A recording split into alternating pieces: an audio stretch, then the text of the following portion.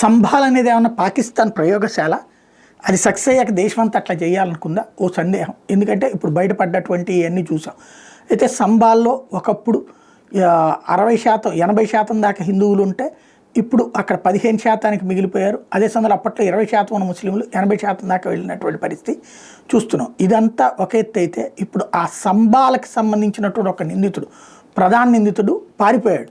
వాడి కోసం ఎతుకుతుంటే వాడిని అరెస్ట్ చేసామని పాకిస్తాన్ ప్రభుత్వం ప్రకటించింది. పాకిస్తాన్లో అంటే ఉత్తరప్రదేశ్లోని సంభాల్లో ఉన్నవాడు పాకిస్తాన్లో అరెస్ట్ అయ్యాడు అంటే అర్థం ఏంటి? అది ఒక తీవ్రవాద ప్రాంతం కింద వాడబడింది.